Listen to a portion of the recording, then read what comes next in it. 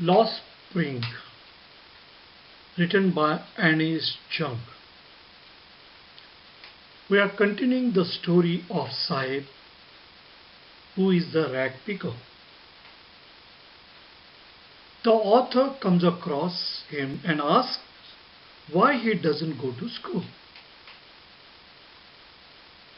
She gets a reply that there was no school in his locality. And then she makes a fake promise that she would open a school for him. She is aware that she would not be able to fulfill his promise. Then she talks to the boy and gets to know that his parents came to the city in search of better life from Bangladesh. But he ended up living on the streets. They came to Delhi from Bangladesh in the year 1971 as their house was swept away by repeated storms. Then they began to live in Simapuri, which is in the outskirts of Delhi. She explores the life in the slums of Simapuri, the place where Sahib lives. They live without any identity like the ration card or voter card. After all, filling the stomach is more important than an identity. It is very pitiable that the garbage that others throw away is like gold to them, and they end up looking for food and livelihood on that. The story explores the problem he faces, getting exposed to hazardous waste in the garbage dumps, walking about barefoot, no nourishment or clothes on his body. Sahib, like many other children of the slum, was a rag picker. Let us go ahead with this story. My acquaintance with the barefoot rag pickers leads me to Simapuri, a place on the periphery of Delhi, 8 miles away from it metaphorically. Acquaintance, familiarity, but here introduction. Now she is introduced to these rag pickers, or she has become familiar with these rag pickers. And because she knows these rag pickers, she thinks of Simapuri where they have settled down, where they are living. This place is on the periphery of Delhi. It is in the outskirts of Delhi. It is in the outer area of Delhi. Though it is very close to Delhi, which is a very developed city, it is very different from it metaphorically, symbolically. 8 miles away from it, it is totally different from it. So we can see on one hand lot of development in Delhi. But when you see Simapuri, which is very close by, which is located in the outskirts of Delhi, we can see the kind of development which has not taken place. Totally backward area or undeveloped area. Those who live here are squatters. Those who are living there in that Simapuri area, they are the settlers who have come from Bangladesh back in 1971. Sahib's family is among them. Sahib's family also has come from Bangladesh in the year 1971. By then, how was Simapuri? Simapuri was then a wilderness. It was an empty place. It was totally undeveloped area at that particular time. It still is, but it is no longer empty. That emptiness we can see even now because there is no development. But now what do we find? We find in structures of mud. We find structures of mud with roofs of tin and tarpaulin, devoid of sewage, drainage or running water, live 10,000 rag pickers. So who are living there in Simapuri? There are nearly 10,000 rag pickers living there. They have got kacha houses. Their houses are made of mud. They have, and the roofs are of tin and tarpaulin. So it's a totally undeveloped kind of structure that is there. And then that those houses do not have sewage facility, drainage facility, or running water, or water. And in such kind of place, they are all living there. So there was no sewage facility, drainage facility, or running water facility there in that particular area. So they are living in very unhygienic conditions. So it was a piece of wasteland earlier. Now also it is like that.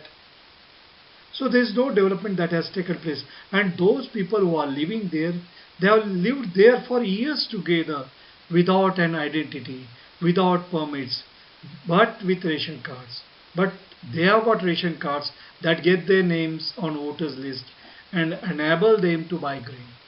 So they have got ration cards, they have got voter cards, and that helps them to buy grain. Food is more important for survival than identity. If at the end of the day we can feed our families and go to bed without an aching stomach, we would rather live here than in the fields that gave us no grain. Say a group of women in tattered saris. A group of women, they are talking about survival. In tattered saris, they are wearing torn saris. At the end of the day, if they are able to get food for their families, that is enough for them. They are not worried about anything else. They are not worried about their comforts. What they want is, they want to earn their livelihood. They want food for their stomachs. That's all. They want to survive in this world. When I asked them why they left their beautiful land of green fields and rivers, these squatters, these settlers, they have come from Bangladesh. They have left their beautiful land of green fields and rivers. So they left that place and they have settled down here in Simapuri, where there is a garbage dump, and the profession they have got is rag picking. Now they have settled down there illegally. They don't have any identity. So government has not permitted them, but they have settled down. Politicians have provided them ration cards and voter cards. And because of these ration cards and voter cards, they get grocery, they get ration for their family. And that is enough for them. When women were asked the question, why did they leave their homes in Dhaka, which is a beautiful land of green fields, then they reply, wherever they find food, they pitch their tents that become transit homes. So wherever they have found food, they have gone to those areas, they have gone to those places. And later they have come to Simapuri and they have settled down in Simapuri because they get the food what they require for their life. And survival in Simapuri means rag picking. Once you come to Simapuri, only job what you can do is rag picking. And because of that they can survive. And they reply, if they were able to satisfy the hunger of their families and sleep well at night, they were happier to live in Simapuri than those fields in Dhaka which were ruined and gave them no food. So what is ultimately very important is for them survival. And that is the reason why these people have come. These people have traveled in search of food, and wherever they have found, they have set up this temporary home. And they have started living there. And later they have made Simapuri as their permanent place. Through the years it has acquired the proportions of a fine art. Garbage to them is gold. Now they find lot of valuable things there. For these rag pickers, the garbage was as precious as gold. These families searched the garbage dumps and got things which they sold to get the food. They gathered torn or damaged sheets which were used to cover the roof of their homes. This did not cover them well, but that was enough for them, which provided them shelter. It is their daily bread That garbage, what they are getting from that valuable things, precious things, that will provide them daily bread, a roof over their heads. It will provide them protection during the sunny days, during the rainy days. Even if it is a leaking roof, it doesn't matter during rainy days. But for a child, it is even more. But for children, it is not a merely means of a survival. It is more than that. Probably something very interesting, something very valuable they find there in the garbage dump. I sometimes find a rupee, even a 10 rupee note. Sahib says, his eyes lighting up. So Sahib is very happy to say that sometimes he found a rupee and even 10 rupees notes in that dump. When you can find a silver coin in a heap of garbage, you don't stop scrounging, for there is a hope of finding more. If you are able to find a silver coin there in the garbage dump, one keeps on searching, scrounging, one keeps on looking for or searching. And you don't simply stop searching, you keep on searching more and more, and then there is a hope for you to find more. For those children, it is more than survival. It seems that for children, garbage has a meaning different from what it means to their parents. For their parents, it's a means of survival. But it is more than that. Probably something wonderful thing can be there in that garbage. For those children, the garbage dump was a means of fulfilling their dreams, although partially, while for their parents, it was merely to aid their survival. It was merely to provide their basic need: food, clothing, and shelter. But for these children, it is wrapped in wonder. For the elders, it is a means of survival. But here, something wonderful thing, something very precious thing, something always interesting thing, they may find that. And kind of, it's a play kind of thing for them. It's a wonderful kind of thing for them. They're just waiting with hope, something very valuable, they'll find that. Probably it's a kind of lottery for them. One winter morning, I see Sahib standing by the fenced gate of the neighborhood club, watching two young men dressed in white playing tennis. I like the game, he hums, content to watch it standing behind the fence. I go inside when no one is around, he admits. The gatekeeper lets me use the swing. So one winter morning, the writer saw that Sahib was standing there by the fence of a club. So who were there? There was a tennis game going on there. He was watching a tennis game, and it was played by two young men. They were playing the tennis there. Sahib liked the game, but did he effort to go there? Very poor.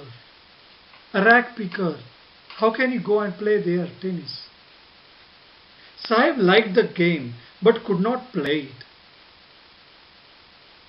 He told the writer he went inside the club when it would get closed. He was allowed to take swings by the guard there. So here he says, I like the game, content to watch it standing behind. I go inside when no one is around. The gatekeeper, that watchman, he allows them. The guard, he allows him to use the swings. He goes there, plays there, using the swings. Sahib too is wearing tennis shoes that look strange over his discolored shirt and short. Now here he is wearing tennis shoes, but he is not there to play the game.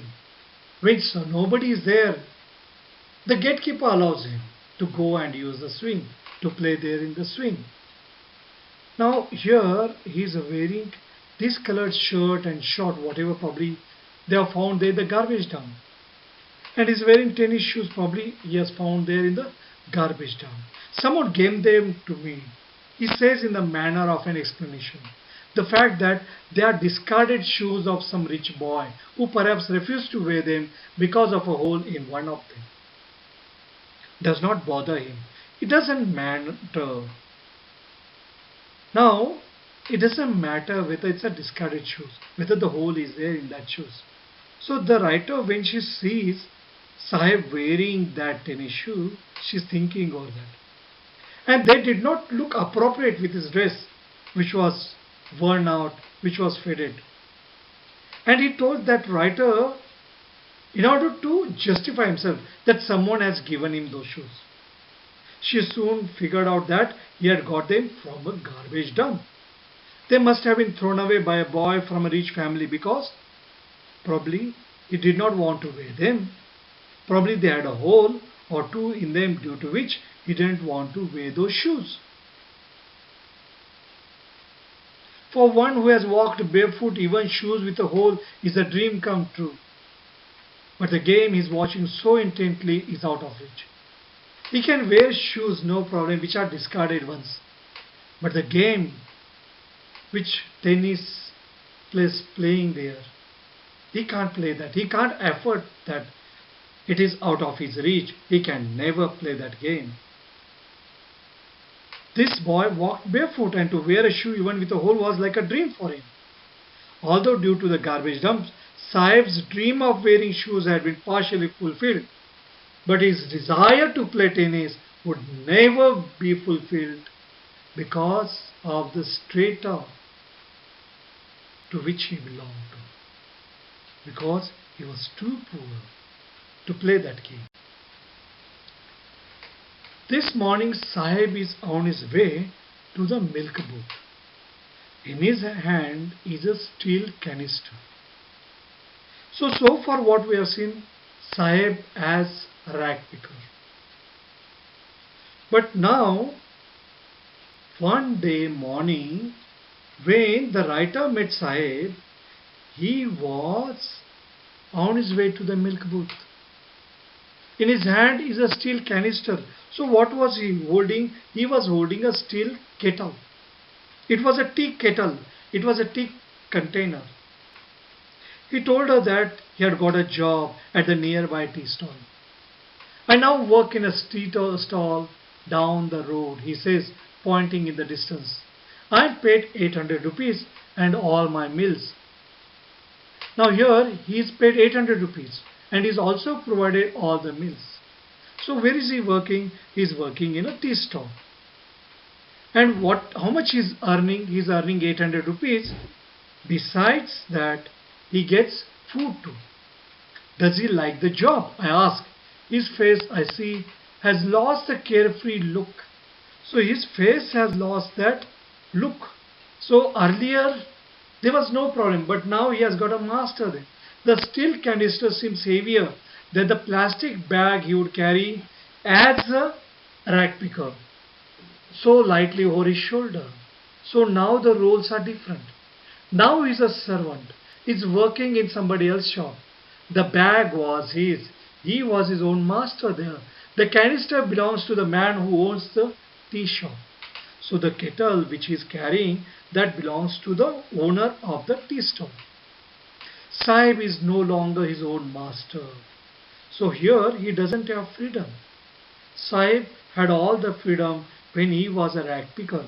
But probably his condition is better now. Now Sahib was working for someone else now, and he was carrying his master's container. He was burdened with responsibility. He had to become responsible.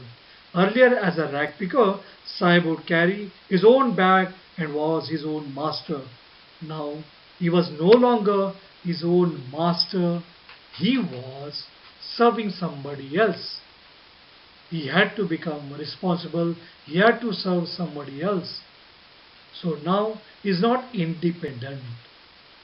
Now he can't enjoy the same freedom that he enjoyed as rag picker. But probably now his condition is better, and maybe we can see the happy smiling face. But the writer feels that he is no longer his own master. We are already seeing the story of Sahib, the rag picker. I want you to write answers for these questions. And this is an assignment for you. What is Saib looking for in the garbage dumps? Where is he and where has he come from? So where is he presently and to which place he belongs to? What explanations does the author offer for the children not wearing footwear? Children have come out with some explanations. But what explanations does the author offer for the children not wearing footwear? And the last question, is Saib happy working at the tea stall? Explain. This is a personal response question. Is Saib happy working at the tea stall? Explain. So write the answers for these questions.